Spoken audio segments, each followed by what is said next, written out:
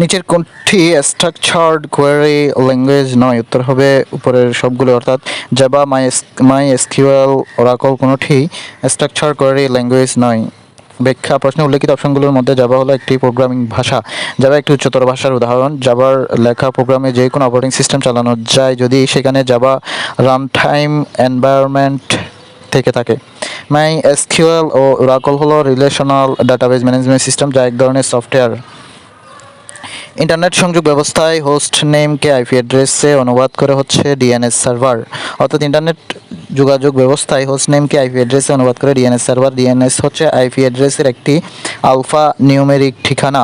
IP address মনে রাখার বেশ কষ্টসাধ্য, বিধায় ডিএনএস পদ্ধতি ব্যবহার করা হয়। জেনে রাখা ভালো, ডিএনএস এর পূর্ণরূপ হচ্ছে domain name system. Domain name যে প্রতিষ্ঠানটি নিয়ন্ত্রণ করে তার নাম ইন্টারনেট এনআইসি বা internet network information centre. FTP server: internet এক জায়গা থেকে অন্য জায়গায় বা এক কম্পিউটার থেকে অন্য কম্পিউটারে ফাইল আদান প্রদানের ক্ষেত্রে এফটিপি ব্যবহৃত হয়। ফায়ারওয়াল হলো নেটওয়ার্ক নিরাপত্তা ব্যবস্থা এবং সার্বক্ষণিকভাবে নেটওয়ার্কের ট্রাফিকের উপর নজর রেখে ব্যবহারকারীর কম্পিউটারকে সাইবার আক্রমণ থেকে রক্ষা দেয়।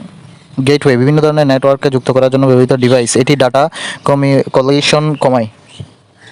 নিচের কোন মডেলটি ক্লাউড কম্পিউটার সেবা প্রদানকারীর হিসেবে ব্যবহৃত হয় না? উত্তর হবে সিএএস। ক্লাউড কম্পিউটারের ক্ষেত্রে তিনটি প্রধান অংশ রয়েছে, যেগুলো হচ্ছে অবকাঠামোগত সেবা, প্ল্যাটফর্ম ভিত্তিক সেবা এবং সফটওয়্যার ভিত্তিক সেবা। অবকাঠামো ভিত্তিক হচ্ছে infrastructure as a service, IaaS. Platform ভিত্তিক সার্ভিস হলো পিএএএস, আর সফটওয়্যার ভিত্তিক সার্ভিস হচ্ছে এসএএএস। সুতরাং এই ক্ষেত্রে সিএএএস হবে, যা ক্লাউড কম্পিউটার সেবার আওতায় নাই। মনে রাখা ভালো, ক্লাউড কম্পিউটারের মডেল তিনটি, আর সেগুলো হচ্ছে resource scalability, on demand, pay as you go. Piconet হলো ব্লুটুথ নেটওয়ার্ক, যেটি ব্লুটুথ প্রযুক্তির মাধ্যমে যে নেটওয়ার্ক গঠন করা সম্ভব তার নাম হচ্ছে ফিকোনেট। কতগুলো যন্ত্রের মাধ্যমে একত্রে তথ্য আদান প্রদান করতে পারে? মনে রাখা ভালো, 1945 সালে এরিকসন ব্লুটুথের প্রযুক্তি আবিষ্কার করেন। এক মেশিন থেকে অন্য মেশিনে ইমেল মেসেজ স্থানান্তর করতে কোন টিসিপি বা আইপি প্রোটোকল ব্যবহার করা হতে হবে? ঘ এসএমটিপি বা সিম্পল মেইল ট্রান্সফার প্রোটোকল। এটি ইমেল প্রেরণের প্রোটোকল হিসেবে ব্যবহার করা হয়। এসএনএমপি এর পূর্ণরূপ হচ্ছে সিম্পল নেটওয়ার্ক ম্যানেজমেন্ট প্রোটোকল, আর আরপিসি এর পূর্ণরূপ হচ্ছে রিমোট প্রসিডিওর কল।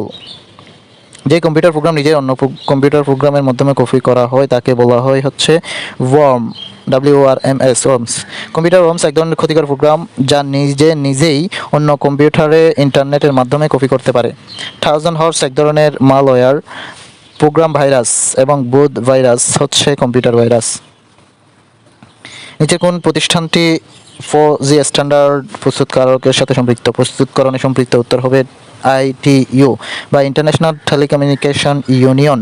তথ্য প্রযুক্তির একটি প্রতিষ্ঠান বিভিন্ন মোবাইল প্রজন্মের বা জেনারেশনের স্ট্যান্ডার্ডকে এই প্রতিষ্ঠানের সংজ্ঞায়িত করে থাকে, অর্থাৎ মোবাইল প্রজন্মে 4G 5G স্ট্যান্ডার্ড আইটিইউ প্রতিষ্ঠান ব্যাখ্যা দিয়ে থাকে। পুনরূপ ISO, International Organization for standardisation.